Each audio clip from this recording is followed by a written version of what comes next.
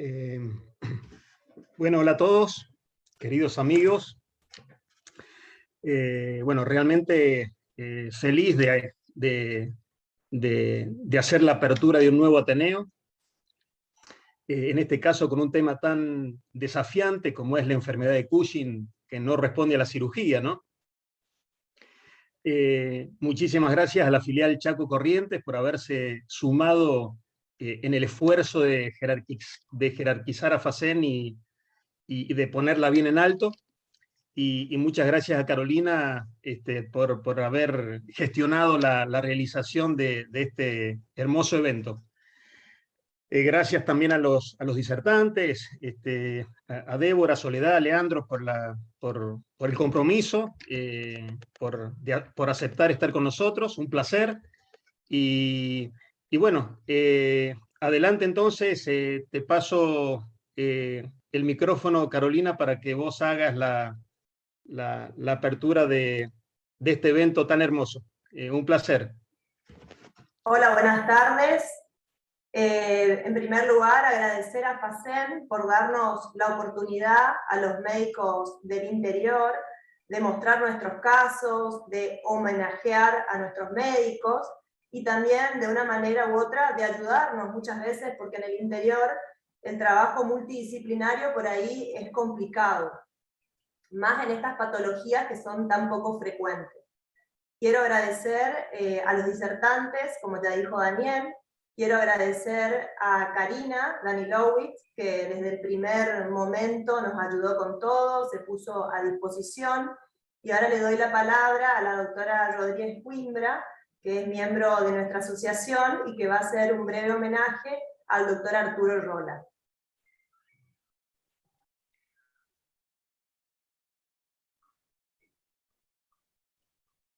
Buenas tardes, nos vamos a tomar unos minutos para compartir, para homenajear, digamos, al doctor Arturo Rola, un endocrinólogo correntino que se formó en la Facultad Católica de Medicina de Córdoba y que se formó en Medicina Interna y Endocrinología en el New Deaconess Hospital asociado a la Joslin Clinic y a la Harvard Medical School, donde también fue profesor de medicina. Realizó múltiples publicaciones científicas, en capítulos de libros también, sobre todo relacionados con la diabetes y la obesidad.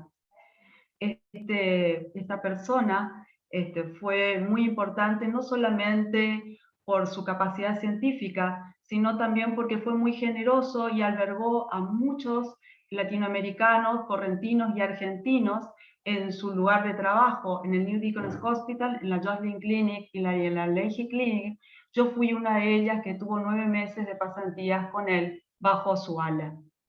También creó algo muy importante que es como lo que estamos reunidos hoy, trabajar en equipo. Fundó una red hace 40 años cuando recién aparecía el Internet, y hoy cuenta esta red con 1.500 médicos que comparten datos, información científica y pueden discutir casos clínicos. Muchos de los que estamos aquí hoy reunidos formamos parte de esta red, y muchos nos conocemos y nos vemos de los nombres en esos múltiples mails donde llegan esos artículos, sobre todo de obesidad y diabetes.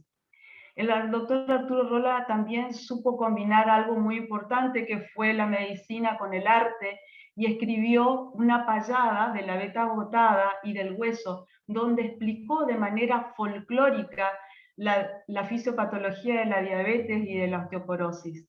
También recordó a su Corrientes querida, a pesar de haber vivido solo 16 años en Un correntino por el mundo y recuerdos de Corrientes. Compartió con nosotros, con Carolina y con otro miembro de la filial FACEN, que es la doctora Karina Kolev, meses antes de partir, sus últimas disertaciones en una reunión del capítulo del Nordeste de la Sociedad Argentina de Diabetes. Siempre muy agradecida por haber tenido el honor de recordarlo. Muchísimas gracias, y le cedo la palabra a la doctora Carolina Ríos, que seguramente nos va a presentar este interesante caso. Gracias.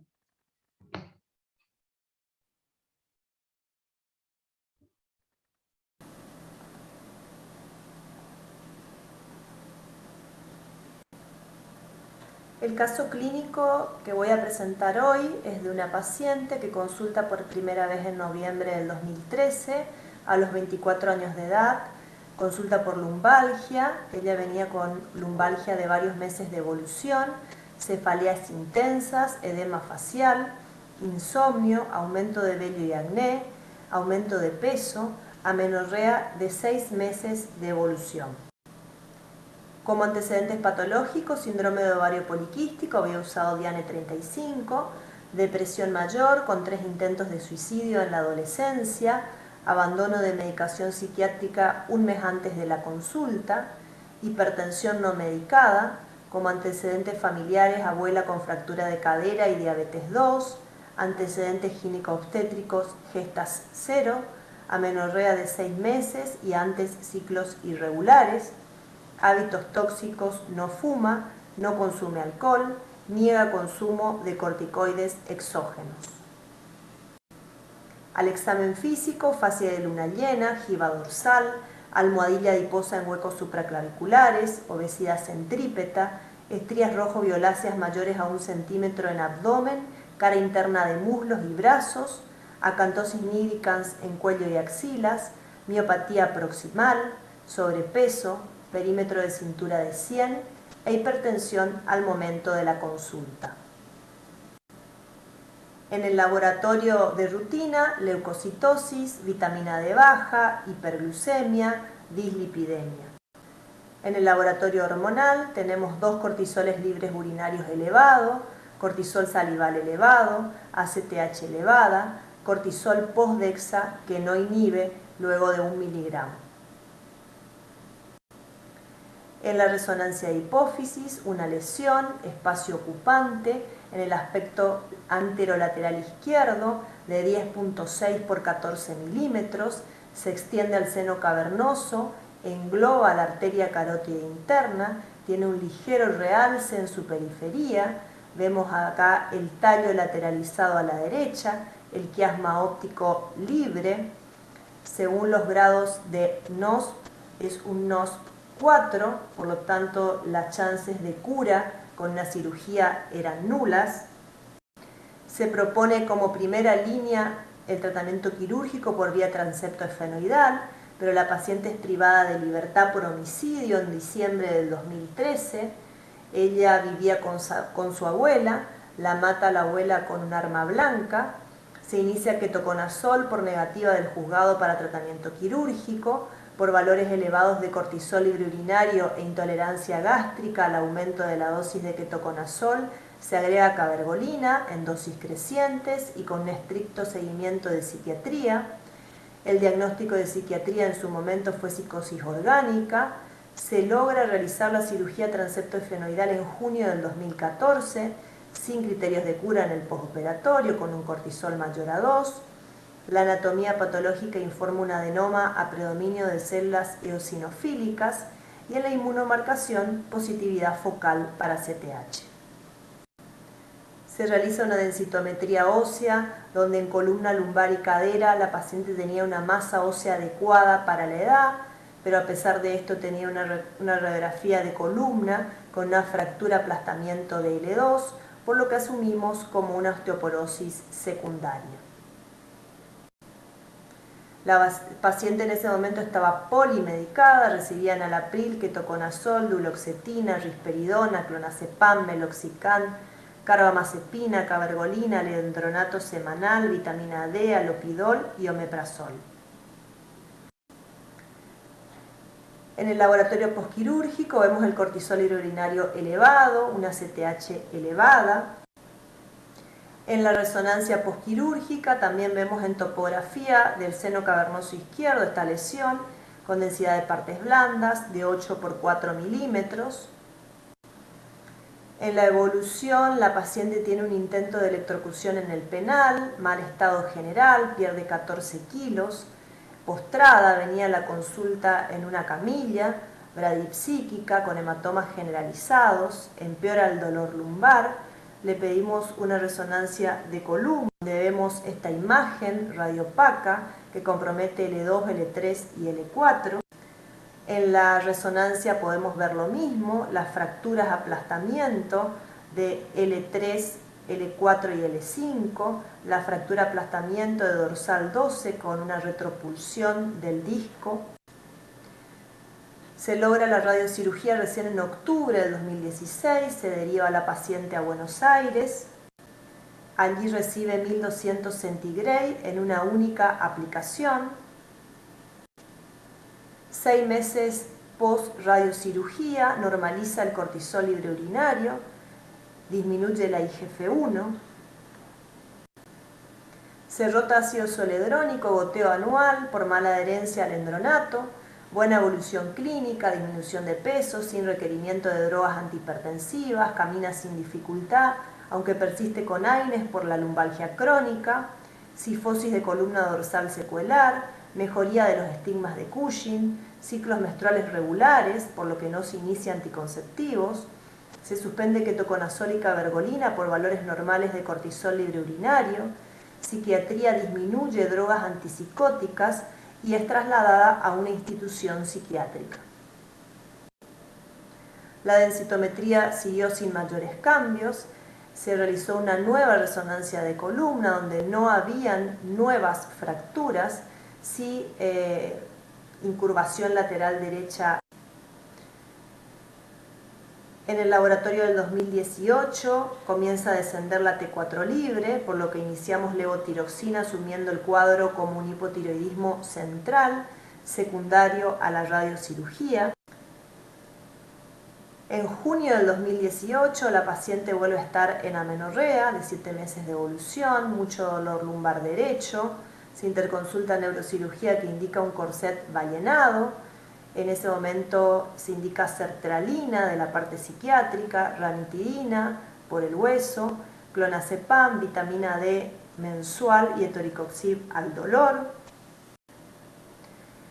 Se hace una resonancia donde vemos una hipófisis laminada y un remanente de la lesión del seno cavernoso izquierdo de 5 milímetros. En la densitometría no hubo mayores cambios, seguía con una masa ósea adecuada para la edad. En 2020 consulta porque había aumentado mucho de peso, estaba con más de 400 de triglicéridos, persistía en amenorrea, se indica fenofibrato para los triglicéridos, kinesiología lumbar, seguía con ácido zoledrónico anual, se interconsulta a ginecología para iniciar anticonceptivos, que hasta el día de la fecha no los iniciamos, comienzan a aumentar valores de ACTH y cortisol saliente. Esta es la imagen de la paciente del año pasado, donde vemos la atrofia muscular, la obesidad centrípeta, las almohadillas adiposas en los huecos supraclaviculares, la fascie de luna llena, los glúteos cortados a hachazo. Acá podemos ver lo que eran las estrías mayores a 1 centímetro, si bien cuando ella debutó eran de color rojo violáceas. Se vuelve a repetir en 2020 el análisis donde vemos este cortisol salival elevado, una ACTH elevada. En la resonancia de agosto del 2020 vemos esta imagen nodular sobre el aspecto lateral izquierdo de 8 por 10 milímetros que realza tenuemente con el contraste, el tallo desviado a la derecha, el quiasma libre. En la radiografía de columna vemos la desviación del raquis a derecha, esta cifosis con fracturas, aplastamientos, puentes intervertebrales. Lo mismo podemos ver en la resonancia, estas consolidaciones patológicas. Se inicia ketoconazol 200 con intolerancia gástrica, por lo que se baja a 100. Con una dosis de 100 ella normaliza el cortisol, cumple 5 años de tratamiento con ácido zoledrónico. En septiembre de este año tenía una ACTH elevada, una T4 que fuimos ajustando la dosis de levo, una IGF-1 baja. En la resonancia de septiembre de este año también vemos imagen sobre el aspecto lateral izquierdo que engloba la carótida interna, en este caso era de 9 milímetros. Y lo que nos llama la atención en esta última resonancia es el ensanchamiento del espacio subaracnoideo de la convexidad frontoparietal bilateral de mayor significancia a lo esperado para la edad de la paciente. Actualmente la paciente está en una institución psiquiátrica con salidas los fines de semana a la casa del padre, con quien no tiene una buena relación. Con la madre cortó todo tipo de relación luego del hecho delictivo. Tiene altibajos desde el punto de vista psiquiátrico. Dice el padre, le sube el cortisol y se pone loca. Mucho dolor lumbar con una marcha disbásica, uso crónico de AINES, obesidad. Entonces los interrogantes para mí de este caso son, esta paciente está curada desde el punto de vista de su enfermedad de Cushing, tenemos que suspenderle el ketoconazol, hacer algún otro tratamiento médico más. Desde el punto de vista óseo, lleva 5 años de ácido zoledrónico, sin nuevas fracturas, deberíamos rotar a otra medicación. Y desde el punto de vista psiquiátrico, definir si esta es una paciente con una enfermedad de base y el Cushing despertó todo este trastorno psiquiátrico, o el Cushing fue lo que provocó todo este trastorno psiquiátrico en la paciente. Muchas gracias. Paso la palabra a la secretaria de nuestra asociación, la bioquímica Sonia Pilar, que va a hacer la presentación de los disertantes.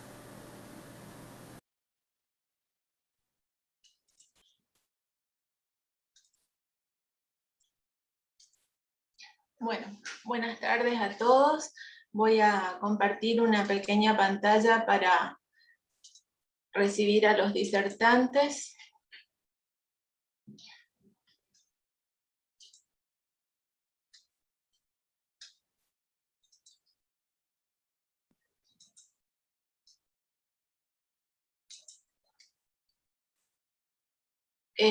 Bueno, como dijimos, bienvenidos a todos al Ateneo Regional FACEN con el abordaje multidisciplinario de la enfermedad de Cushing, un desafío para todos los profesionales de la salud, médicos, bioquímicos, y tenemos el honor, el placer, el privilegio de recibir a 3 doctores sumamente renombrados, la doctora Débora Katz, que nos va a iluminar sobre el rol de la radioterapia en la enfermedad de Cushing. Ella es jefe de sección de neuroendocrinología en la Fundación FLENI, es miembro del departamento de neuroendocrinología de SAEM. La doctora Soledad Sosa, que se va a referir al impacto óseo de la enfermedad de Cushing, es médica endocrinóloga de la División de Endocrinología del Hospital de Clínicas General José de San Martín, de la UBA, es miembro también del Departamento de Neuroendocrinología de SAEM y es docente adscripta a la Universidad de Buenos Aires. Y el doctor Leandro Sebastián Ale, o Ale, no sé cómo es la acentuación, que nos va a hablar de psiquiatría y neuroendocrinología, abordaje integral de enlace, diagnóstico y tratamiento. Es médico especialista en psiquiatría, licenciado en psicología, del staff del servicio de psiquiatría de la Fundación FLENI en la parte de adultos. Así que bueno, sin más, damos por inicio a las disertaciones de estos profesionales, agradeciendo nuevamente la presencia de todos ustedes.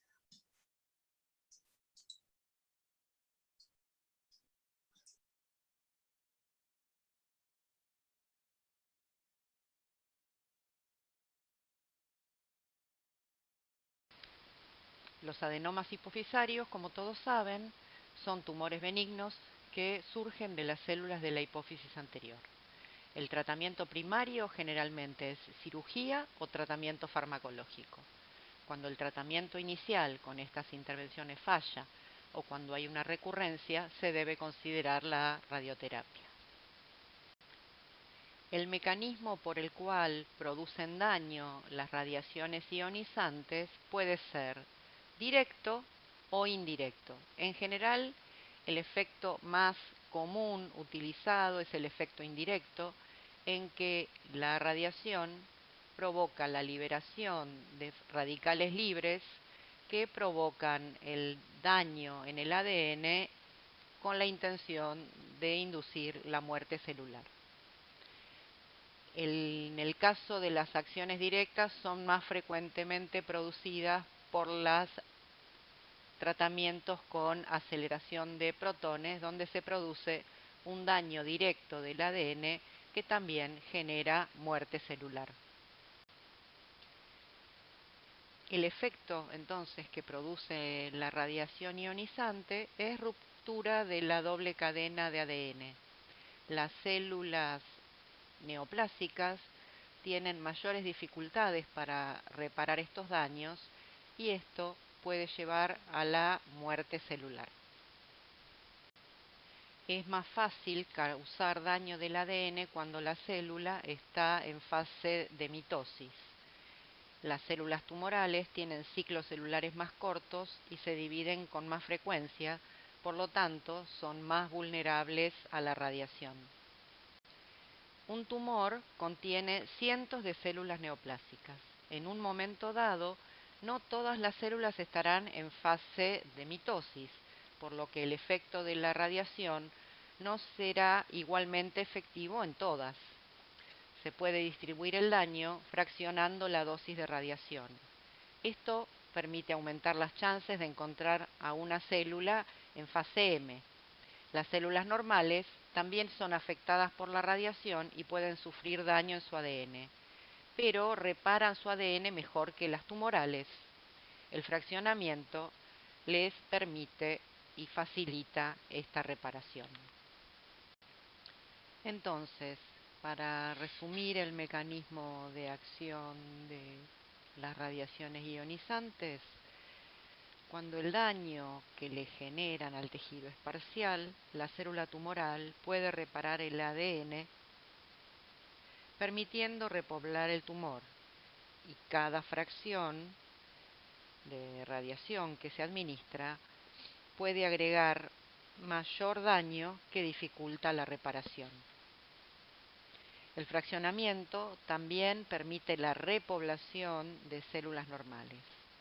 Las células tumorales requieren oxígeno para su crecimiento. El principal efecto de la radioterapia se produce por efecto indirecto, generando daño en el ADN a través de radicales libres.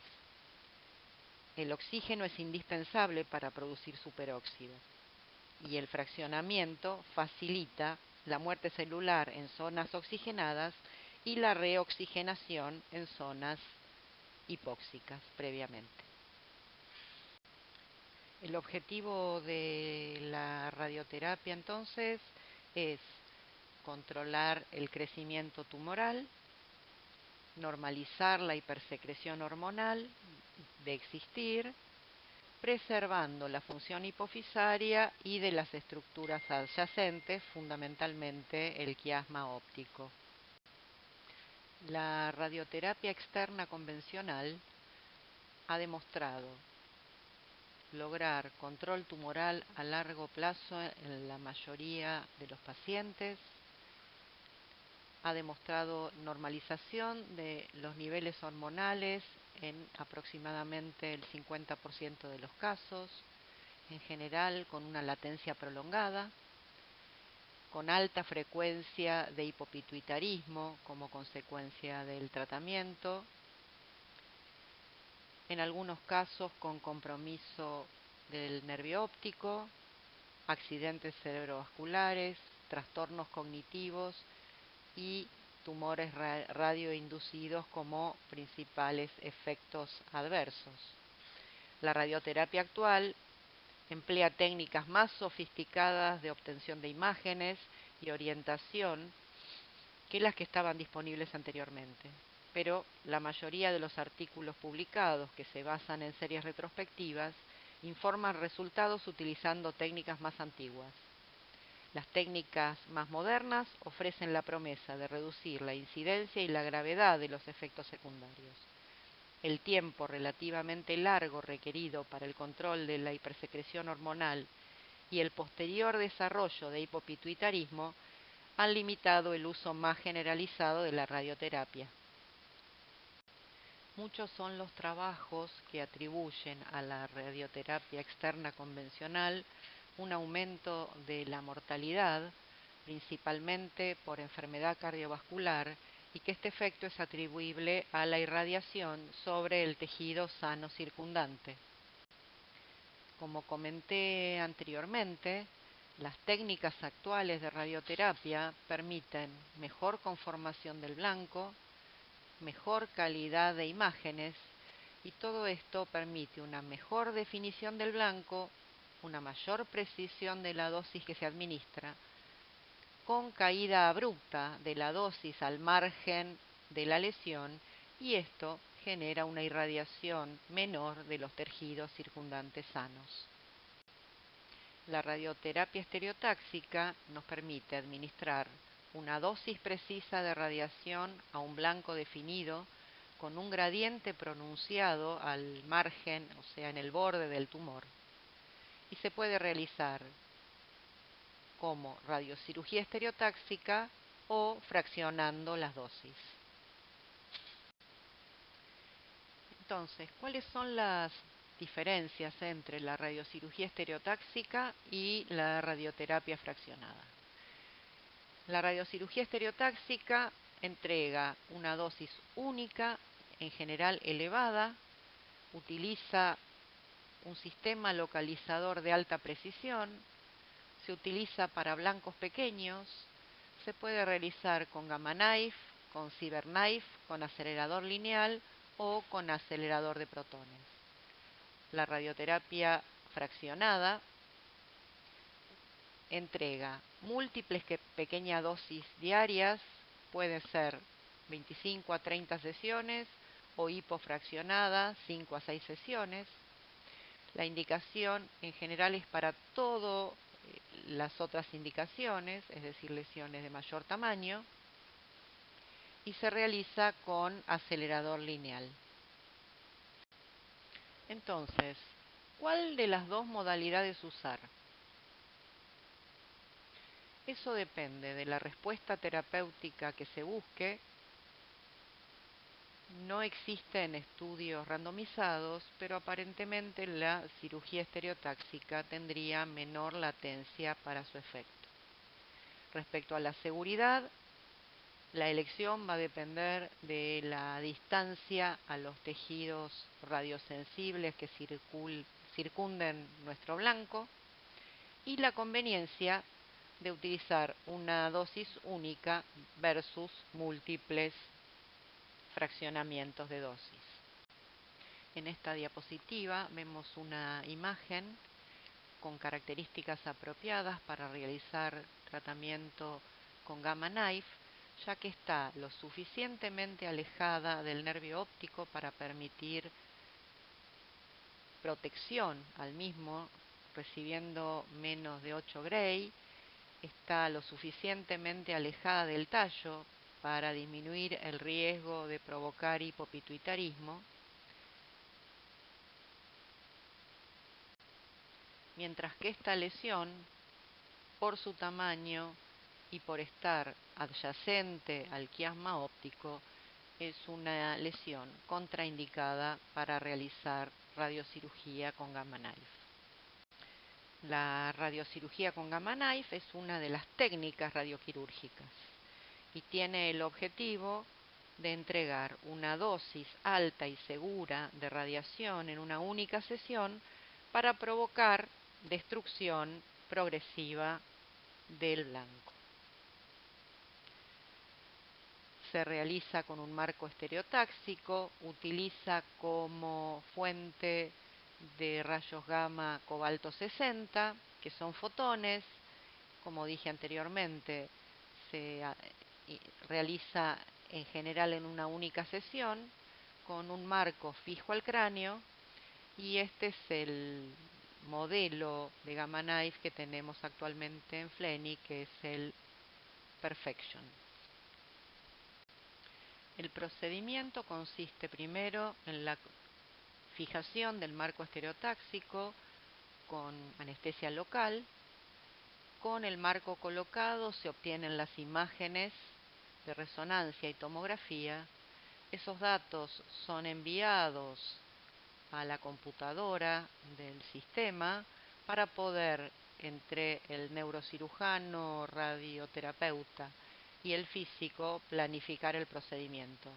Una vez que la planificación está terminada, se procede al tratamiento, que puede variar en su duración entre pocas horas o muchas, de acuerdo a cuál sea la forma y el tamaño del blanco a tratar. El paciente es dado de alta con un informe donde se puede observar cuál fue el blanco que se trató. Están demarcados los nervios ópticos, está demarcado el tallo hipofisario y también la hipófisis normal. El informe que se lleva el paciente cuando es dado de alta tiene algunos datos que es importante tener en cuenta. En este caso, este paciente tuvo una dosis prescripta de 15 Gray. El volumen de la lesión fue de 778 milímetros cúbicos y el 99% del volumen tumoral recibió por lo menos 15 Gray. También podemos observar cómo fue cuidado el aparato óptico. En este caso, el óptico izquierdo recibió menos de 4 Gray en casi su totalidad y el tejido hipofisario normal menos de 13 Gray. ¿Qué nos dice la literatura acerca de la eficacia y la seguridad de la radiocirugía en el tratamiento de adenomas de hipófisis? Esta recopilación que realizó el grupo de Virginia reúne los trabajos principales con pacientes que se realizaron radiocirugía por adenomas de hipófisis. Vamos a verlos un poquito más en detalle. La experiencia del uso de la radiocirugía en adenomas no funcionantes muestra que la dosis que utilizan es bastante homogénea, en general dosis bajas, entre 16 y 20 Gray. Con eso han logrado un control del crecimiento del tumor en la mayoría de los pacientes, con efectos secundarios que son variables en algunos grupos, con tasas de hipopituitarismo muy bajas y en otros llegan alrededor del 30%. Los principales trabajos con pacientes acromegálicos tratados con gamma knife muestran que la dosis que se utiliza es un poco mayor que en los adenomas no funcionantes y que la remisión ronda el 50% a los 3 años, con una frecuencia de hipopituitarismo variable que en algunos casos llega al 40%. En el caso de la enfermedad de Cushing, la dosis utilizada en general es la mayor para este tipo de tumores. La tasa de control tumoral también es elevada. La remisión ronda el 50% a los entre 1 y 2 años, o sea, el tiempo de latencia para el efecto suele ser un poco menor. Y la tasa de hipopituitarismo como consecuencia es muy variable.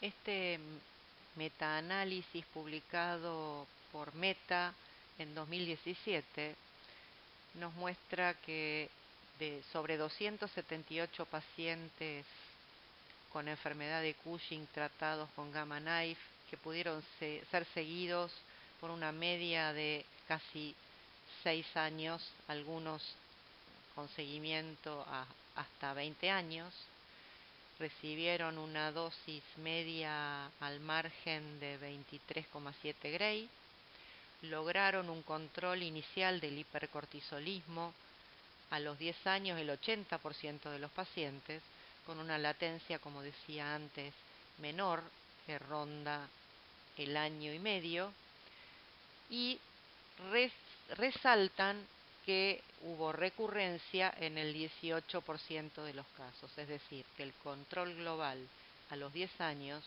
fue bastante bueno, alrededor del 64%. Por obvias razones, son muy pocos los casos que muestran la experiencia del uso del Gamma Knife en prolactinomas. Hay que tener en cuenta que es altamente probable que sean pacientes seleccionados, que fallaron en su respuesta al tratamiento médico y o al tratamiento quirúrgico. De cualquier manera, muestran un control tumoral en la gran mayoría de los pacientes, con una frecuencia de remisión bastante buena que también ronda el 50%. Y por último les quiero contar nuestra experiencia en el tratamiento de pacientes con adenomas hipofisarios en FLENI. Este es un trabajo que aún no fue publicado. Nosotros hicimos un análisis retrospectivo de los pacientes con adenomas hipofisarios que fueron tratados con Gamma Knife entre 2002 y 2017. El estudio incluyó a 99 pacientes seguidos en la institución durante una media de 63 meses. Incluimos a 51 pacientes con somatotropinoma, 28 con adenomas no funcionantes, 15 corticotropinomas, 2 prolactinomas y 3 tumores mixtos. La dosis media de radiación fue de 30,6 grays para los corticotropinomas, 29,3 grays para los somatotropinomas, 19,6 grays para los adenomas no funcionantes. En este cuadro pueden ver las características clínicas del grupo de pacientes. En este cuadro podemos observar los resultados que obtuvimos. El control tumoral global fue del 94%. Logramos remisión bioquímica en el 56% de los pacientes. Fue mayor en acromegalia que en enfermedad de Cushing. Esto tuvo significado estadístico y creemos que se debe a la selección de los pacientes a los que se le propuso esta opción terapéutica. El tiempo medio a la remisión fue de 30 meses y se observó hipopituitarismo como consecuencia del tratamiento en el 26% de los pacientes. Creemos que este porcentaje tiene un bias, ya que fueron pocos los pacientes en los que se pudo evaluar el eje somatotropo. Y lo otro que observamos es que los pacientes con enfermedad de Cushing tenían mayor predisposición a desarrollar nuevas deficiencias hormonales después del tratamiento con Gamma Knife. Otro hallazgo concordante con lo que refiere la literatura es que cuanto menor es el nivel de IGF-1, mayor la posibilidad de remisión tras el tratamiento con Gamma Knife. Las conclusiones entonces son que la radioterapia estereotáxica es una modalidad terapéutica efectiva para pacientes con adenomas hipofisarios luego de recurrencia posoperatoria y o resistencia al tratamiento farmacológico. Ambas modalidades, tanto la radiocirugía como la radioterapia fraccionada, ofrecen un excelente control tumoral cercano al 95% a los 5 o 10 años, logran la normalización de la hipersecreción hormonal en el 50% de los pacientes y tienen como complicación más frecuente el hipopituitarismo, mientras que con estas modalidades de administración de la radiación la incidencia de otras complicaciones es baja. La evidencia disponible sugiere que ambas metodologías serían igual de eficaces y seguras. La dosis y el fraccionamiento se eligen en base al tamaño y la localización de la lesión. En la práctica clínica, la radiocirugía de fracción única con dosis entre 16 y 25 Gray serían convenientes para los pacientes con lesiones pequeñas, alejadas del quiasma óptico, mientras que la radioterapia fraccionada sería preferible para lesiones de mayor tamaño, más de 2,5 centímetros, o que estén cercanas al aparato óptico. La radiocirugía estereotáxica podría ser tratamiento inicial en pacientes con macroadenomas fundamentalmente cavernosos.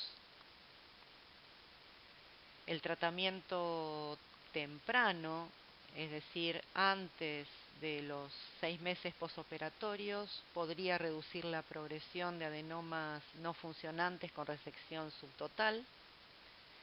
Algunos tipos de adenomas de comportamiento más agresivo y mayor tasa de recurrencia, como el corticotropinoma silente o el somatotropinoma escasamente granulado, podrían tener una indicación de mayor dosis de radiación.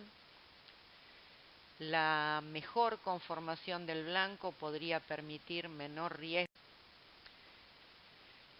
Quiero agradecerles a ustedes por su atención. Y quiero agradecer a todos los que participaron para permitir que podamos llevar adelante este trabajo, especialmente al doctor Julio Antico, jefe hasta hace poco tiempo del servicio de Gamma Knife de Fleni, a Alejandro Magni, que es el físico que colabora con los procedimientos, a mis colegas por el seguimiento y recolección de datos, Patricia Slavinsky, Gabriela Suman, Mariana González Pernas, a Luciana Martel, a Karina Miragaya y a Mauricio Fares por el tratamiento estadístico de los datos. Muchas gracias a todos.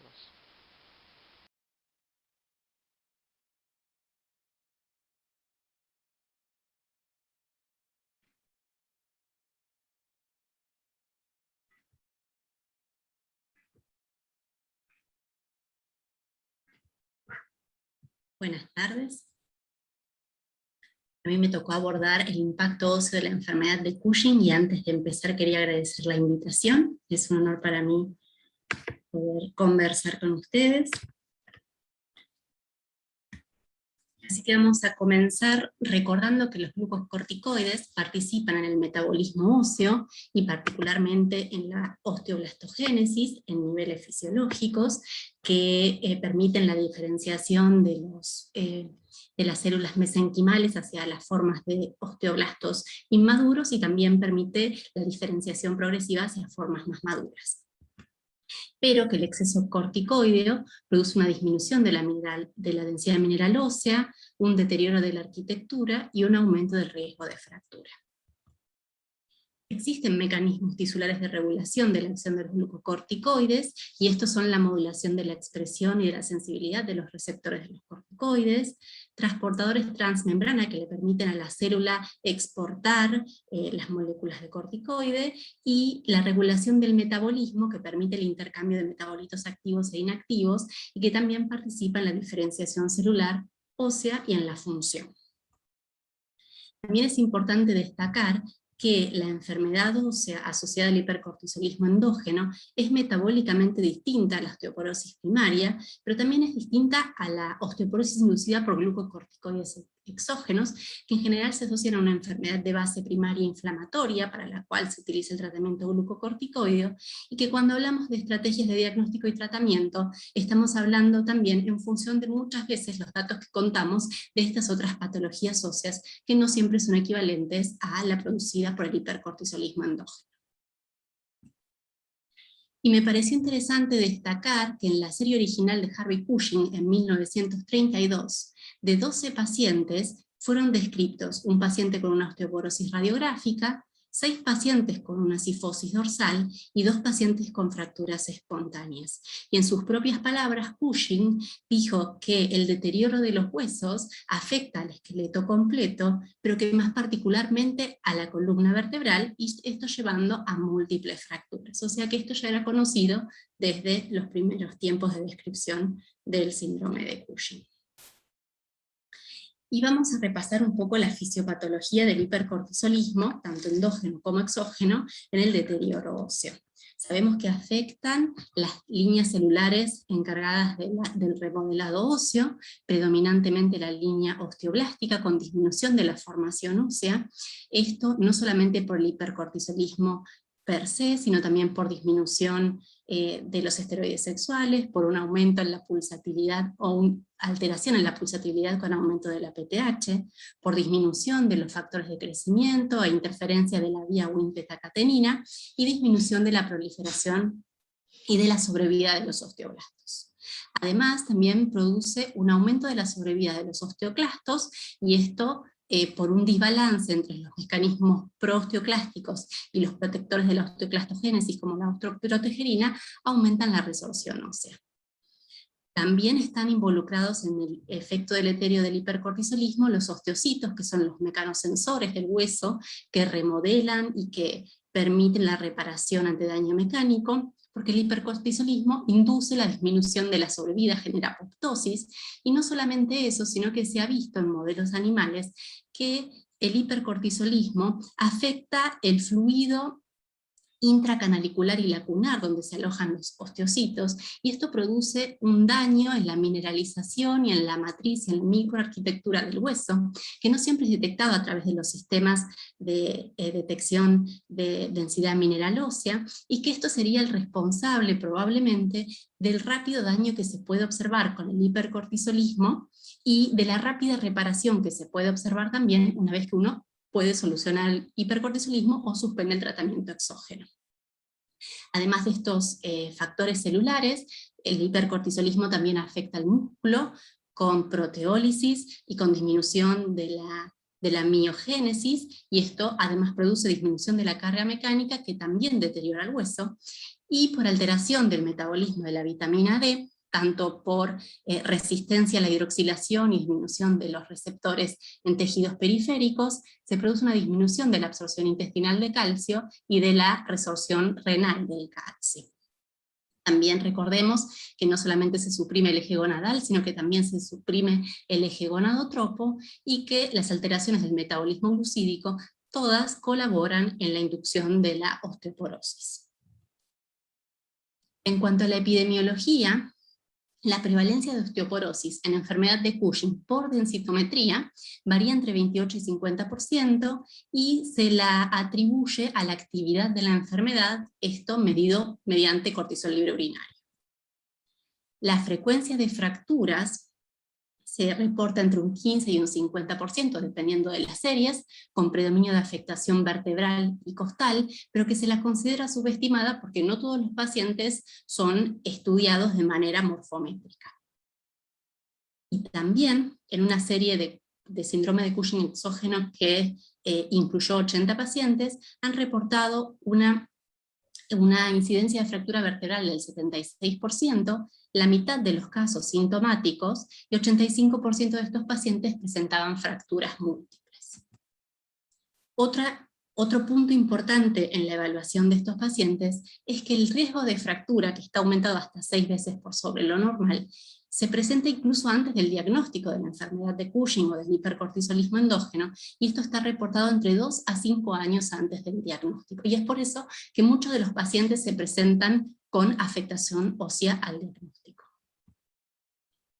En cuanto al diagnóstico y el pronóstico de la afectación ósea por el hipercortisolismo, contamos con las herramientas que conocemos de la práctica diaria, y a recalcar y recordar, tenemos la herramienta de score de Frax, que nos permite calcular un riesgo de fractura osteoporótica mayor o de fractura de cadera a 10 años, pero en el caso de los pacientes con hipercortisolismo endógeno, la presencia de un hipercortisolismo endógeno nos permite establecer una equivalencia exacta con los niveles de glucocorticoides que se consideran positivos para el cálculo del FRAX, por un lado. Además, el FRAX también utiliza para mayor precisión la densitometría de la cadera, y este no es el hueso más afectado en la osteoporosis inducida por corticoides, sino que se afecta más el hueso trabecular, y además el FRAX también está construido para evaluar el riesgo en pacientes entre 40 y 90 años, y muchas veces las pacientes o los pacientes con enfermedad de Cushing son pacientes de menor edad. Así que las limitaciones también hay que considerarlas. Se sabe que el nivel de hipercortisolismo es proporcional al riesgo de la osteoporosis y el riesgo de fracturas, pero también tenemos que recordar que nosotros vamos a medir la severidad del hipercortisolismo a través del cortisol libre urinario, y que existe una variabilidad importante incluso intrapaciente, de manera que muchas veces esta estimación no va a ser del todo exacta.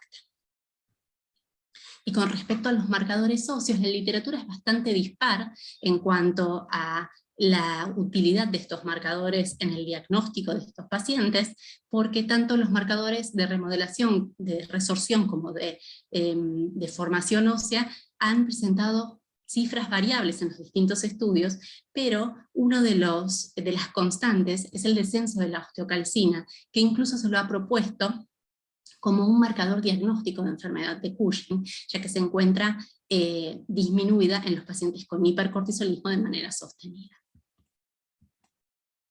En cuanto al resto de las herramientas diagnósticas, se ha reportado que la utilidad de la densitometría en la predicción de las fracturas es limitada y variable. Hay estudios que dicen que puede predecir y estudios que no avalan esta evidencia, al igual que el score de trabecular óseo, que también tendría una utilidad reducida en la predicción de fracturas.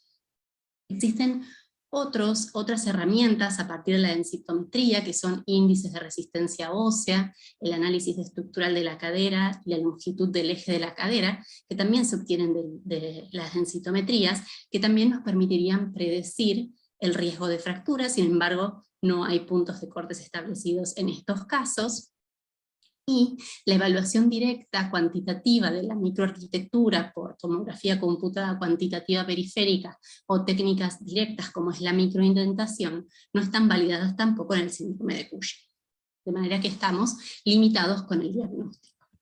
Pero sí sabemos que la morfometría va a ser la herramienta más útil, por suerte es la más disponible, la más fácilmente disponible, puede ser por radiología simple o a través del densitómetro.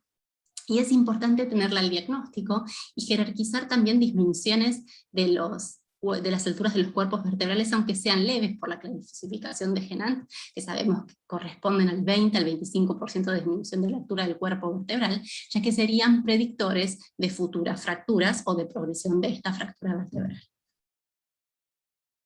Y aquí les presento un resumen de algunos de los estudios que han evaluado las fracturas por fragilidad y la estructura ósea en pacientes con enfermedad de Cushing, y ustedes verán que la dispersión en el tiempo es amplia, pero que la mayoría de los estudios son retrospectivos o transversales, pero con un bajo número de pacientes, y que han evaluado distintos objetivos, algunos objetivos clínicos y otros, de microarquitectura, con resultados variables.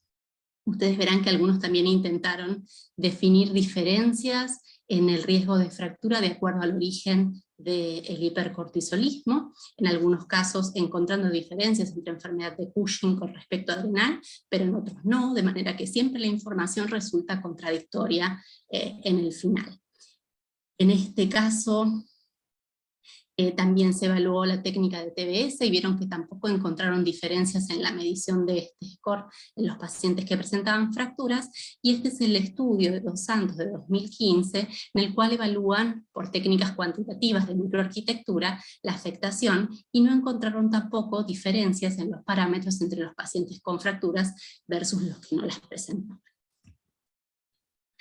En cuanto al abordaje terapéutico, el objetivo principal va a ser siempre la remisión del hipercortisolismo, y esto no la afectación ósea, sino también por el resto de las comorbilidades, y se ha visto, como mencionábamos inicialmente, que la reversibilidad del efecto deleterio del hipercortisolismo con la curación es temprana, como también se ve tras la suspensión de los corticoides exógenos. Hay un reporte de caso que ha mostrado normalización del score trabecular óseo 8 meses luego de la curación de la enfermedad de Cushing, pero sin recuperación en la densitometría, y esto es porque en general la mayoría de los estudios, tanto transversales como longitudinales, las normalizaciones de las densitométricas las reportan a partir de los 3 años. En este último estudio que se publicó el año pasado, ellos reportaron también la mejoría de la densitometría en el 78% de los pacientes que habían logrado remitir el hipercortisolismo a los 2 años, y sí han reportado el aumento de los marcadores de formación al año. Es decir, que la respuesta ocurre tempranamente, pero no siempre se visualiza tempranamente en la densitometría. En cuanto al abordaje terapéutico, vamos a recomendar para todos los pacientes pautas de dieta proteica adecuada, ejercicio de resistencia para fortalecimiento óseo, vamos a aconsejar cesación tabáquica y restricción del consumo de alcohol, y daremos pautas de prevención de caída. En cuanto al tratamiento farmacológico, es importante suplementar el calcio para lograr un aporte de entre 1200 y 1500 miligramos por día, y suplementar vitamina D con el objetivo de lograr niveles séricos mayores a 40 nanogramos mililitro, con dosis de entre 1000 y 2000 unidades por día. Y esto tiene que ver con el mecanismo de resistencia que comentamos que inducía el hipercortisolismo. Por eso los objetivos terapéuticos son levemente superiores a los de la población general. En cuanto a los fármacos osteoactivos, la mayor experiencia la llevan los bifosfonatos, tanto el alendronato como el risedronato. Los reportes de alendronato en osteoporosis inducida por corticoides han demostrado un aumento de la densitometría y una disminución del riesgo de fractura vertebral del 43% en el riesgo relativo, siendo estadísticamente significativo, y el trabajo que ha mostrado evidencia de efectividad del alendronato en la enfermedad de Cushing fue desarrollado en el 98 en 21 pacientes, dando alendronato semanal durante 12 meses, y ha demostrado recuperación más rápida de la densitometría comparada con los pacientes que habían curado el hipercortisolismo, pero no habían recibido el alendronato. Y también reportaron efecto en los pacientes que tenían hipercortisolismo persistente. Ahora, la duda que cabe desde la fisiopatología tiene que ver con el mecanismo de acción también de los bifosfonatos, porque como habíamos dicho inicialmente, lo más afectado es la formación ósea, y la duda viene de la mano de si este tratamiento antirresortivo no frenaría también la reparación natural. Con respecto a otros tratamientos, los moduladores de los receptores estrogénicos, hay poco reporte de información en osteoporosis inducida por corticoides, no hay información en hipercortisolismo endógeno, y por la predisposición a trombosis podría potenciar la predisposición a trombosis que genera el hipercortisolismo, de manera que no sería un fármaco a considerar. Por otro lado, el denosumab ha mostrado el aumento de la densitometría y la disminución de la incidencia de fracturas comparado contra placebo en osteoporosis inducida por corticoides, pero no ha mostrado el mismo efecto contra bifosfonatos, de manera que cabeza a cabeza tampoco sería la primera opción, considerando también los costos, y sobre todo porque tampoco hay datos en hipercortisolismo endógeno, y si consideramos el potencial riesgo de infección que produce el denosumab, sumado a la inmunosupresión que produce el hipercortisolismo, y sobre todo considerando también el efecto rebote de la discontinuación del tratamiento en pacientes que probablemente tengan mayor riesgo si es que ya no han tenido fracturas vertebrales. Y para terminar con el tratamiento farmacológico, la teriparatida ha demostrado también en osteoporosis inducida por corticoides el aumento de la densitometría y la disminución de la incidencia de fracturas vertebrales comparada contra el alendronato, y de por sí sabiendo que el alendronato había también demostrado disminución de la incidencia de fracturas versus placebo. Ahora, en enfermedad de Cushing, vean que solamente hay 2 reportes de caso, que el tratamiento, la duración del tratamiento fue dispar, pero que han demostrado mejoría de la densitometría sin datos respecto de la disminución de la incidencia de fracturas. ¿Qué duda cabe en esta paciente puntualmente? Paciente que recibió radioterapia y el riesgo del osteosarcoma asociado al teriparatide. Entonces, en esta publicación de este año, que es un estudio de vigilancia post-marketing, han querido estudiar el riesgo justamente de osteosarcoma asociado a teriparatide. De manera que incluyeron pacientes mayores de 40 años que tuvieron diagnóstico de osteosarcoma entre 2003 y 2016. Por la incidencia calculada de osteosarcoma en la población, la estimación de los pacientes afectados era de 4.900 pacientes, pero lograron recabar por los registros de cáncer de Estados Unidos solamente 3.800 pacientes. Y a estos pacientes intentaron realizarles una encuesta directa o a través de familiares, y lograron encuestar a 1.100 pacientes, esto representando el 25% de la población objetivo. En este grupo encontraron que el 12% de los pacientes tenían diagnóstico de osteoporosis y 12, es decir, 1% tenía posible uso de teriparatide. Solamente se logró confirmar 3 casos de uso de teriparatide, y de estos, uno presentaba exposición 8 años antes del diagnóstico de osteosarcoma, otro 2 años antes del diagnóstico de osteosarcoma, y la exposición del tercero era solamente 3 meses antes del diagnóstico de osteosarcoma. El número de casos esperado para esta población era de 4.17, habiéndose encontrado 3, por lo tanto, la tasa de incidencia estandarizada dio no significativa, y con esto llegaron a la conclusión de que el teriparatide no induciría o no aumentaría el riesgo de osteosarcoma. Sin embargo, este estudio tiene distintos sesgos. El primero es el de selección, porque obviamente no se pudo abordar a la población total. El segundo es el sesgo de recuerdo, porque los pacientes fueron entrevistados de manera retrospectiva, y más aún si se entrevistó a los familiares, y además es un estudio sponsoreado. Sin embargo, la evidencia es la que existe.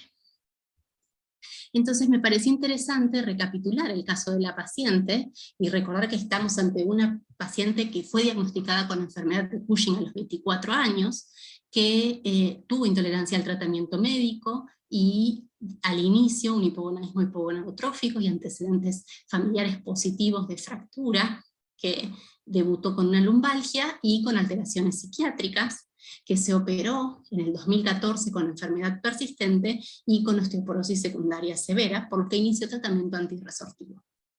En 2016, por persistencia, recibe la radiocirugía y se evidencia la progresión de su afectación lumbar en contexto del hipercortisolismo persistente, por lo cual se rota el tratamiento al ácido zoledrónico más la vitamina D, además por la dificultad en la adherencia.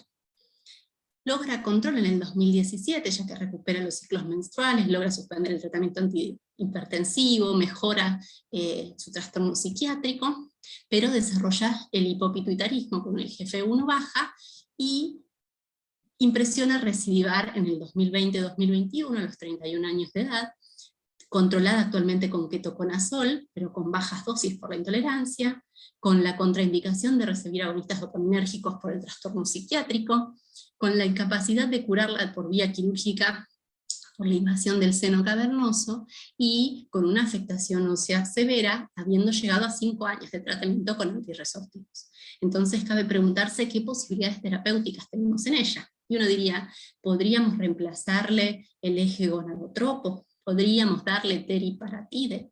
Y los interrogantes e incertidumbres e inquietudes tienen que ver con que probablemente esta chica, que fue diagnosticada muy joven, nunca haya logrado su pico de masa ósea, y que esto no esté completamente demostrado en la densitometría, por lo que explicamos de la precisión del estudio diagnóstico, que en la terapia de reemplazo hormonal en el contexto de un hipercortisolismo activo no sería la mejor opción por el riesgo de potenciar la trombosis. Cabe la pregunta del riesgo de osteosarcoma en un lecho celar irradiado, de acuerdo a las técnicas, y acá necesitaríamos la opinión de los expertos radioterapeutas. Y por último, la confirmación de un déficit de GH en contexto de un hipopituitarismo con IGF-1 baja, que no podría ser tratado con GH debido a la enfermedad neoplásica persistente. Y como mensajes finales, el hipercortisolismo eleva el riesgo de fractura de manera temprana, incluso previo al diagnóstico y aún sin deterioro significativo de la densidad mineral, por lo que la evaluación morfométrica debe realizarse de manera temprana y universalmente. En la fisiopatología predomina el efecto inhibidor de la formación ósea, y los datos bibliográficos concernientes al diagnóstico, al tratamiento y a la evolución son escasos y controvertidos. Muchas gracias.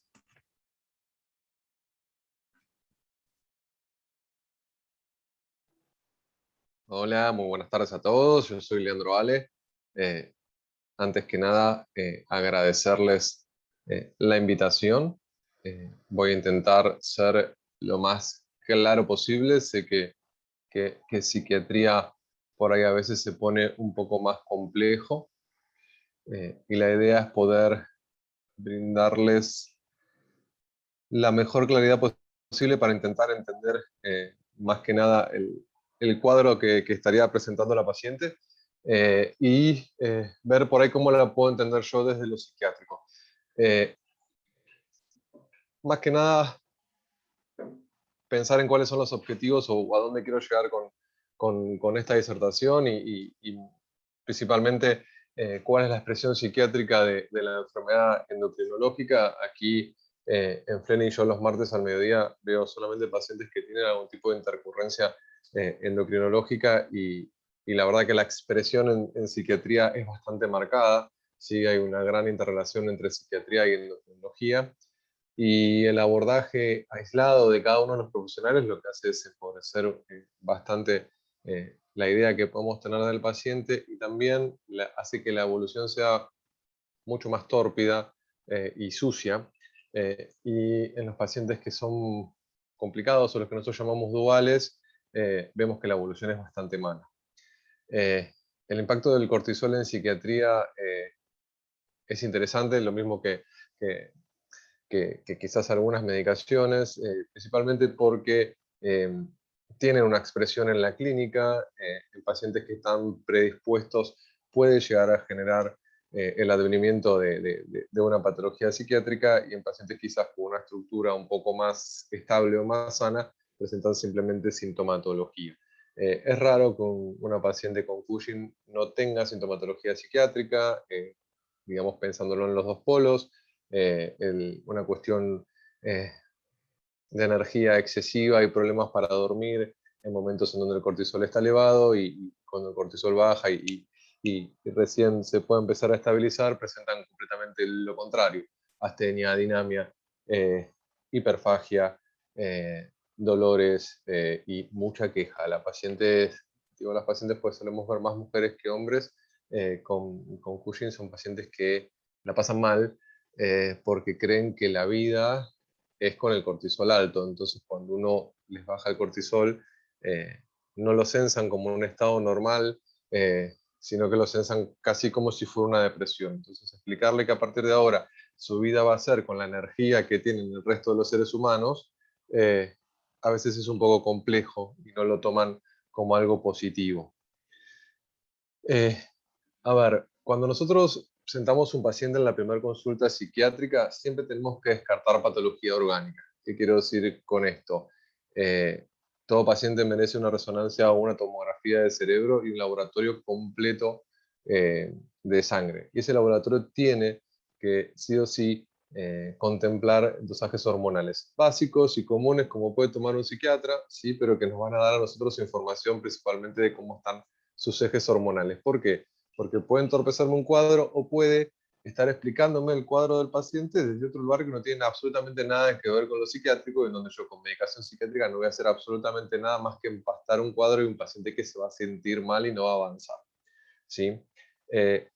Cuando nosotros tenemos un paciente delante que tiene una desregulación hormonal, lo primero que tenemos que pensar es si esta desregulación hormonal es una descompensación del cuadro, me descompensa el cuadro de base del paciente, o sea que es un paciente que previamente tenía patología psiquiátrica, y esta descompensación hace digamos, esta descompensación endocrinológica hace que mi patología psiquiátrica se reagudice, si genera nueva sintomatología psiquiátrica, ¿sí? O también qué medicación yo voy a elegir, porque todos sabemos que algunas medicaciones psiquiátricas y endocrinológicas se contraponen a nivel de su impacto que tienen en diferentes receptores, ¿sí? La parte más complicada es poder evaluar un paciente endocrino, o sea, neuroendocrino desde la psiquiatría, y saber qué es de qué, ¿no? Cuáles son los aspectos meramente psiquiátricos, cuáles son los aspectos que están en relación, cuándo comenzó una sintomatología o cuándo comenzó la otra, y cuál es su posible etiopatogenia, y de ahí poder llegar a un diagnóstico y un tratamiento integral. Mi idea un poco es ir pensando a esta paciente, es una paciente muy joven, pero muy grave. Entiendo que desde lo endocrinológico, pero desde lo psiquiátrico también. Impresiona que por lo florido de su cuadro me cuesta pensarlo como solamente explicado por una desregulación endocrina. Creo que quizás esta desregulación terminó de incendiar un cuadro que ya se venía gestando. Hablar de psicosis orgánica, creo que fue muy prudente el psiquiatra que la trató en su momento, porque realmente el cuadro estaba bastante sucio, y se quedó quizás con una descripción, no digo sintomatológica, sino que quizás se quedó en sindromarla, no la dejó en un aspecto mucho más amplio. Pero si uno empieza a pensar a esta paciente con los poquitos datos que tenemos, y yo sin haber tenido la posibilidad de verla, creo que esa psicosis en ese momento fue la expresión de un cuadro mucho más grande, que es lo que está teniendo, o lo que expresa la paciente hoy, que responde por ahí en una oscilación anímica y de la conducta pensada ligada solamente al aumento o disminución de su cortisol, y está con un esquema de medicación difícil de entender en una paciente que ha tenido un homicidio encima y un intento de electrocución. Cuando nosotros pensamos un paciente en psiquiatría, siempre lo pensamos de 3 esferas. Esto lo simplifiqué bastante, la idea es que se puedan llevar algo de esto y no confundirlos más. Siempre pensamos a las personas desde la esfera del pensamiento, de la conducta o de su emoción. Estas 3 esferas siempre están interrelacionadas, no hay posibilidad que la patología o el sufrimiento de una de estas esferas no impacte sobre las otras. Sí, lo que nosotros tenemos que dilucidar desde lo psiquiátrico es cuál es la conducta madre de esto, ¿no? Si tenemos una patología ligada al pensamiento, pensando en una psicosis; si tenemos una patología ligada a la emoción, pensando en una cuestión más afectiva, como puede ser una depresión, o una manía, o un trastorno bipolar, o un trastorno completamente ligado a la conducta, que este estaría más interrelacionado con los otros 3. Pero no hay chance de tener una psicosis sin un impacto en la conducta y en la emoción, no hay chance de tener una depresión sin impacto en el pensamiento y en la conducta, y no hay chance de tener un trastorno de conducta. Los trastornos de conducta, digamos, más puros están ligados a pacientes con déficit intelectual, pero ese pensamiento también va a tener un impacto, y esa emoción también. Si yo no puedo dilucidar cuál de estas 3 es la patología o la esfera que está con un comportamiento patológico, lo más factible es que en el tratamiento presente grandes pifiadas y no tenga una buena evolución, ¿sí? Cuando nosotros pensamos en la regulación en psiquiatría, la dividimos en 2 partes. Quizás hoy la escuela es un poco más moderna y está un poquito más compleja, pero yo vuelvo a esto. Prefería como una cuestión más básica para que podamos sacar algo de esto. Una cuestión endógena o una cuestión exógena. Cuando pensamos en lo endógeno, pensamos en lo estructural. En lo estructural puedo hablar de un tumor, una lesión, una ACV. Y funcional está más ligado a neurotransmisores, hormonas o demás, ¿sí? Cuando pensamos en lo exógeno, pensamos en una cuestión más bien traumática o adaptativa. La diferencia entre traumática y adaptativa es que el evento al que fue expuesto el paciente, cuando pensamos en algo traumático, entendemos que es tan catastrófico que la mayoría de las personas tendrían una reacción negativa, como puede ser un terremoto, como puede ser la caída de un avión, como puede ser un atentado, y la adaptativa está más ligada a la estructura de la persona. O sea que esa situación lo abrumó, lo pasó por arriba o no le permitió adaptarse, ¿sí?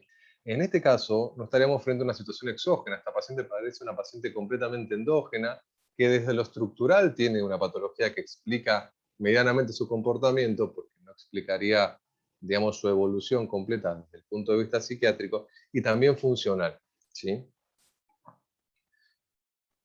A ver, quizás un poco lo que puse acá es cuáles son todas las expresiones que se pueden tener desde el aspecto psiquiátrico de algún tipo de trastorno a nivel hormonal.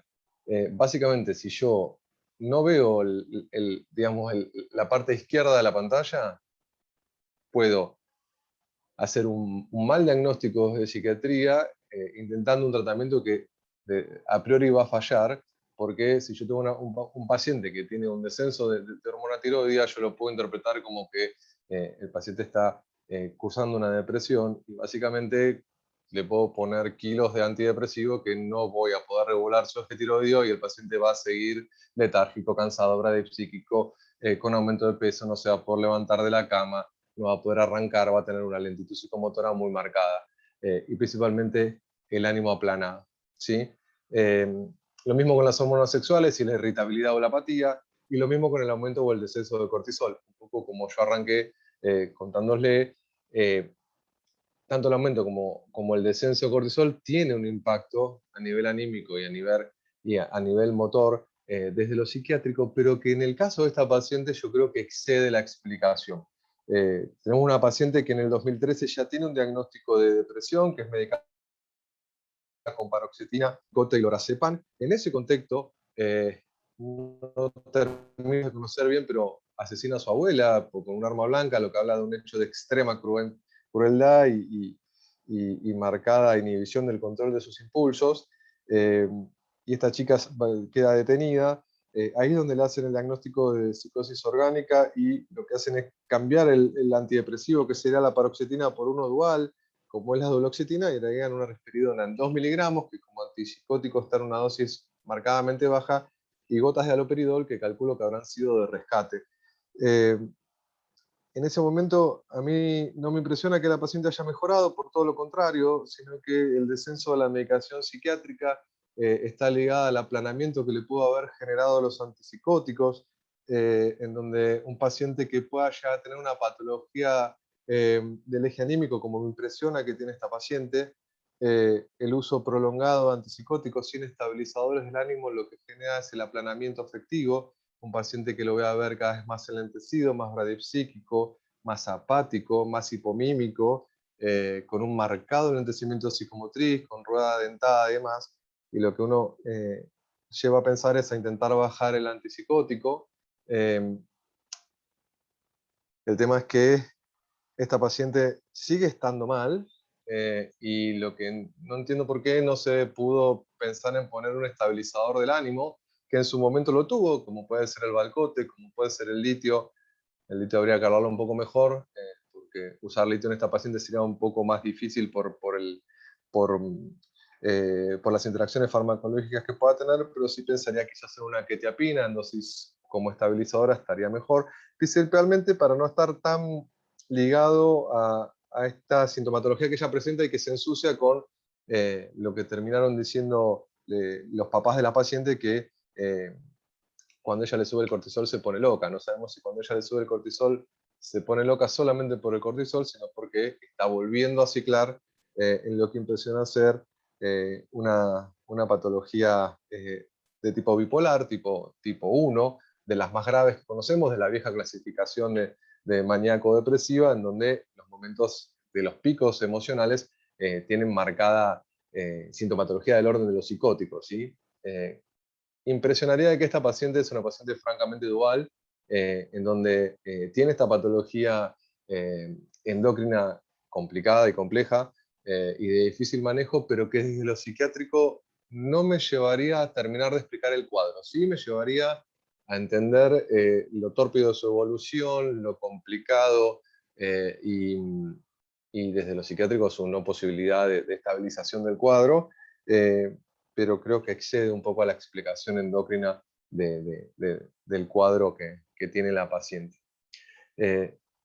Un poco a esto me refería en esta diapo, en donde, a ver, creo que trabajar de manera aislada en pacientes tan complejos lo que va a generar es que empiezan a haber mucha contraposición de tratamientos, agonismo y antagonismo de receptores, es lo que tenemos que tener en cuenta. Nosotros con la doctora Katz, antes de medicar a un paciente, lo charlamos mucho, porque muchas veces lo que ella agoniza, yo termino antagonizando, y ahí estamos intentando ver qué es lo mejor, y creo que la sobreposición sintomatológica es lo más importante. Muchas veces explicar qué es puramente de qué es muy difícil, entonces el abordaje tiene que ser en conjunto. Son pacientes graves, son pacientes complejos, y son pacientes que saturan mucho al personal de salud. Entiendo que esta paciente también debe ser una paciente que asusta, ¿no? Una paciente que está detenida, una paciente que quiso quitarse la vida en varias oportunidades y que también lo hizo con su abuela. Entiendo que nos asusta a todos, pero quizás los psiquiatras estamos un poco más acostumbrados a tratar este tipo de pacientes, y creo que el trabajo en equipo es primordial en pacientes de esta forma, no solamente para poder ayudar al profesional que está a cargo, sino también para entender correctamente el cuadro del paciente. Porque si no, son estos pacientes que son esas mesas con una pata corta, nunca termina de estar bien, y el psiquiatra solo hace agua, el endocrinólogo solo hace agua, el neurocirujano solo hace agua, y quizás aportando cada uno un poco, un porcentaje menor al tratamiento, logremos en conjunto tener una mejor respuesta. A ver, pacientes primariamente psiquiátricos, ¿cómo se entienden o cómo se explican? Básicamente, si uno empieza a buscar la historia hacia atrás, va a encontrar un paciente que no venía con un desarrollo, nosotros le decimos psicosexual a eso, normal. Es un paciente que ya de chico venía con alguna característica así o asá. Puede que el tumor haya empezado a generar problemas también de chico, puede ser. También tenemos que ver cuáles son los antecedentes familiares que tiene este paciente, cuáles son las intercurrencias psiquiátricas y cuán disruptivos son los síntomas que aparecen desde lo psiquiátrico, no solamente en su expresión, sino también en su gravedad, ¿sí? Y básicamente mirando hacia atrás, ¿qué paciente tengo? Los pacientes que son plenamente endocrinológicos no responden al tratamiento psiquiátrico y suelen estar ligados a una mala evaluación psiquiátrica. No hay paciente que salga medicado de un consultorio si no tiene por lo menos un laboratorio, y si se va medicado se va también con el laboratorio. Hay datos que no me pueden faltar en una consulta psiquiátrica, que por lo menos es un eje tiroideo. Y yo ponía en el punto 6 que el diagnóstico psiquiátrico en el contexto neuroendocrino se encuentra supeditado a este, ya que el impacto que tiene en aspectos psiquiátricos es determinante. ¿Qué quiero decir con esto? Muchas veces, hasta que no se estabilizan cuestiones que están ligadas al eje hormonal, el tratamiento psiquiátrico no tiene sentido. ¿Por qué? Porque en pacientes no tan graves como esta pobre chica, muchas veces necesitamos estabilizar el eje endocrino, porque si no ensucia el cuadro psiquiátrico, y a posteriori yo voy a poder entrar o con un antidepresivo, o con un antipsicótico, o con un estabilizador. Más que nada porque en algunos trastornos endocrinos, el tratamiento psiquiátrico ensucia el diagnóstico, el tratamiento, y hasta puede aumentar la incidencia de efectos adversos, principalmente a nivel del ionograma. Entonces, intentamos siempre que el paciente y el cuadro nos lo permita estabilizar su estado endocrino para pasar a tener un tratamiento psiquiátrico. Siempre esta estabilización es en conjunto, y lo que pudimos ver a través de los años con la doctora Katz es que cuando lo hacemos de forma independiente o aislada, la respuesta del paciente suele ser pobre, tórpida y mala. Bueno, yo no los quería aburrir mucho más con esto, y nada, por ahí brindarles lo que yo podía ver con los datos que tenía de la paciente. Vuelvo a esto, me tomo el dato de su psicosis orgánica, creo que yo la tomaría más en ese momento como parte de un cuadro más grande, y me impresiona que estamos frente a una paciente con una psicosis maníaco-depresiva en contexto de una enfermedad orgánica. Creo que solamente explicar lo gravísimo del cuadro psiquiátrico de la paciente desde el Cushing me quedo corto, nos quedamos cortos. Ahí hay que trabajar en equipo y reevaluaría esa sertralina 50 que está más para un ataque de pánico que para una paciente bipolar. Pero bueno, nada, en lo que yo los pueda ayudar, y nada, aquí les dejo mis datos quizás hasta para poder darles una mano a quien lo necesite desde el punto de vista psiquiátrico. Muchísimas gracias. Bueno, muchas gracias a los disertantes, la verdad que excelente todas las exposiciones. Ahora para finalizar le voy a pasar la palabra a Karina para que haga el cierre y si hay alguna pregunta. Bueno, yo también quiero agradecerte, bueno, a vos, Carolina, y a toda tu filial por el trabajo. Excelente el caso clínico, un desafío, y creo que refleja la necesidad del abordaje multidisciplinario en toda la patología endocrina y en esta puntual. Y a los 3 disertantes, Débora, Leandro y Soledad, que de una aceptaron muy gustosamente acompañarnos hoy, así que gracias. Bueno, voy viendo si hay preguntas. Creo que ya había una para vos, Sole, con respecto, no sé si la viste, creo que Elizabeth te planteaba sobre el reemplazo. ¿La pudiste ver? Sí, bueno, esa fue una de las preguntas también, que al final puse un poco la recapitulación del caso, que Carolina, la verdad, muy, muy complejo, un gran desafío, ¿no? En el contexto del hipercortisolismo, una vez que está controlado, uno podría iniciar la terapia de reemplazo, pero debería tener el acompañamiento de hematología, quizá como para pensar en el reemplazo, creo yo, ¿no? Como para no potenciar ese efecto protrombótico del hipercortisolismo, que es lo que uno quiere evitar. Bien, y te preguntan también, Sole, sobre el romosozumab, ¿no? Pues me mueven y... Sí, no, la verdad es que no encontré nada de romosozumab, pero recuerden que por ahora está licenciado en pacientes osteoporóticas posmenopáusicas, así que la verdad es que fíjense que incluso teriparatide, que por ahí es el anabólico que más experiencia tiene en el mercado, hay muy pocos reportes. En general no hay muchas series grandes con tratamientos. Ustedes vieron lo que les mostré en las tablas de resumen de trabajos, así que por ahora romosozumab no. Pero también vale la pregunta de Carolina, al final, si en esta paciente no se podría evaluar la suspensión del zoledrónico. Me parece que sí sumaría mucho tener un TBS en ella, y evaluar cómo va con el hipercortisolismo, y en función de eso pensar un poco más el abordaje. O sea, el TBS como la mejor herramienta diagnóstica, me parece que podría darnos un poco más de información también. Yo solo te haría 2 preguntas. Teriparatide, entonces, tu opinión al respecto con el antecedente de la radiocirugía en este caso. Y la otra, perdón, ¿cuándo decidirías, o sea, si no tenemos herramientas para evaluar bien la calidad ósea, ¿no? Pero sabemos que el riesgo de fractura está ahí desde el inicio, que los pacientes están hipercortisólicos, con falla, hipogonadismo, ¿cuándo tratarías? Con respecto a la primera, perdón, me iba a contestar y me acabo de... Teriparatide, okay, perdón. Sí, no. Preguntaría al radioterapeuta esto de la caída de la dosis al margen, qué exposición tiene. Yo intenté buscar realmente sobre radioterapia celular, si había alguna cuestión con el teriparatide, y la verdad es que tampoco encontré bibliografía específica.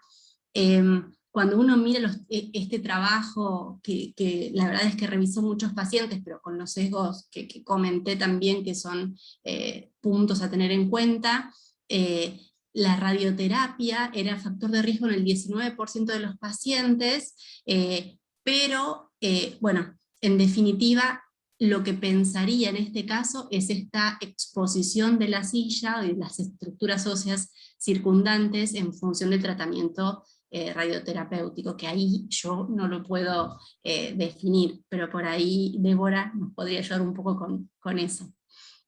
Y la otra pregunta, ¿cómo era, Cari? Perdón. ¿Cuándo iniciar tratamiento, no? O sea, obviamente criterio densitométrico, fractura, pero si no... Fractura en general, porque el criterio densitométrico mucho no ayuda realmente, así que yo creo que la fractura es obviamente, es la evidencia clínica de osteoporosis severa indiscutible. algunos trabajos que estudiaron osteoporosis inducida por corticoides exógenos sugieren tratamiento con T-scores menores a menos 1.5. Pero es osteoporosis inducida por corticoides. Datos en hipercortisolismo, más difícil. Pero bueno, esos dos criterios, fractura clínica y eventualmente considerar un T-score bajito de menos 1.5, o sea, aún en osteopenia. Claro, yo creo que sí, ¿no? Porque en realidad es una exposición endógena, pero a dosis altas de glucocorticoides sistemática, Sí. así que tal vez uno podría hacer la analogía.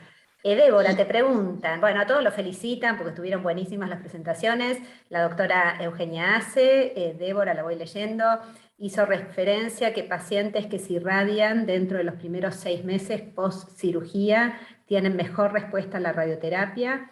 Te pregunta entonces, ¿cuáles serían para vos los criterios para indicar radioterapia a esos pacientes dentro de los 6 meses postquirúrgicos?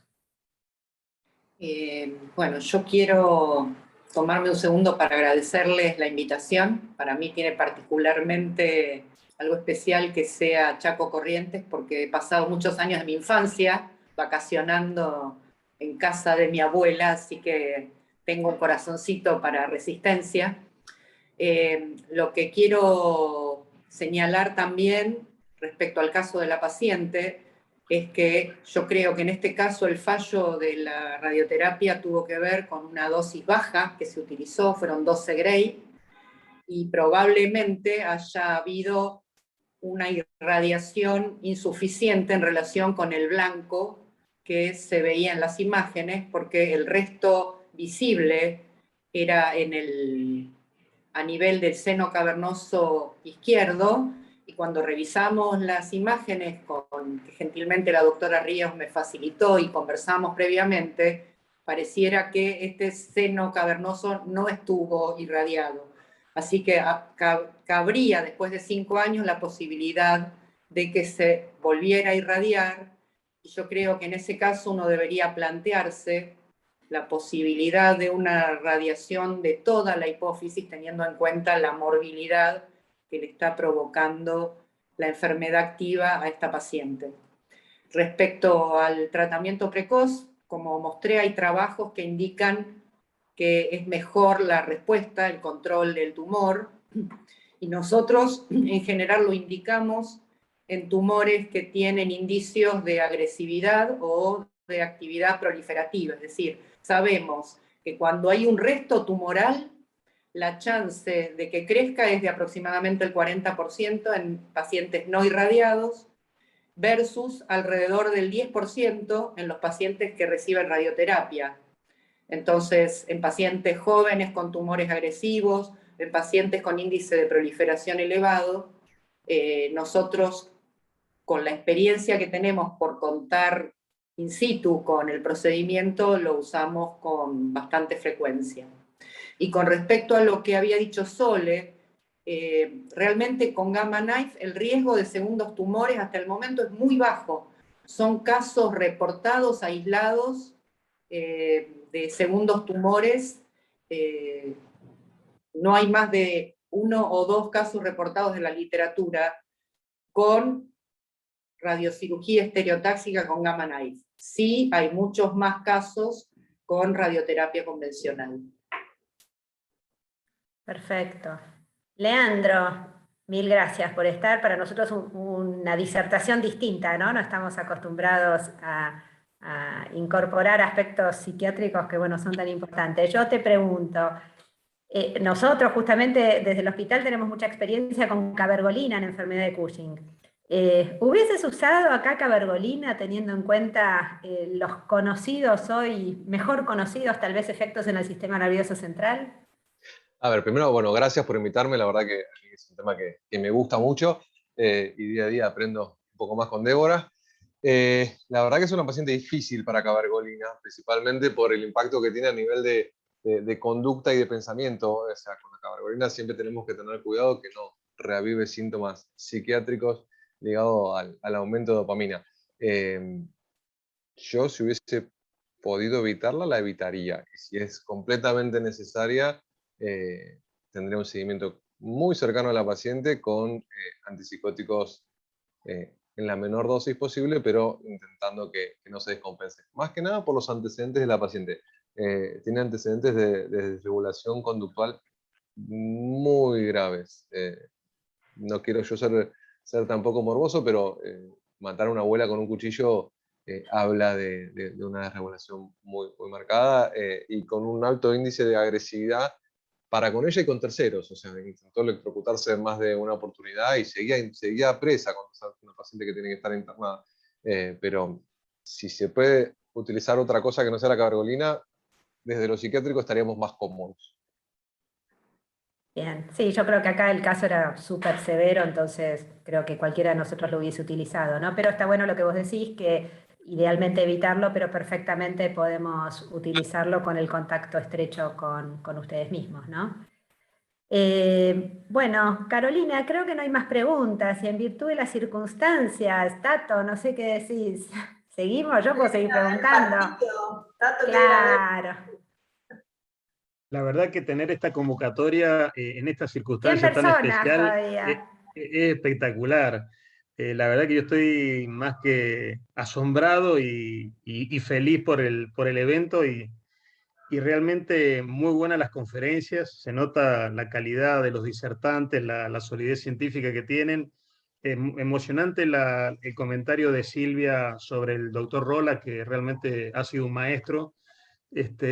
Así que no sé si hay más preguntas, si no, le damos vía libre para que deben estar todos desesperados por ir a ver el partido. Bueno, sí, yo agradezco a todos, la verdad que un lujo los disertantes. Carolina, te dejamos el cierre como la anfitriona de ahí. Bueno, agradecer a todos, por supuesto, también por ahí mostrar un poco la realidad del interior, que no tenemos acceso a hacer radiocirugía, a una interconsulta con un psiquiatra que vea patología endocrina. Esta paciente pasó por un montón de psiquiatras, iban cambiando la medicación. Cuando iniciamos ketoconazol porque no se la podía operar, ella no toleraba por vía gastrointestinal, tuvimos que empezar cabergolina sabiendo todos los riesgos que teníamos. Para todos los procedimientos que íbamos a hacer necesitábamos la autorización de la jueza, me tenía que reunir con la jueza para que me autorice para un análisis, entonces fue un caso muy complicado y les agradezco muchísimo que me hayan ayudado porque todos los días sigo aprendiendo de este caso. Así que muchas gracias. Bueno, gracias a todos. Bueno, nos vemos listos. en el... Mucha suerte. Nos vemos en el próximo. Nos vemos en el próximo. Un placer. Gracias. Gracias. Gracias, amigos.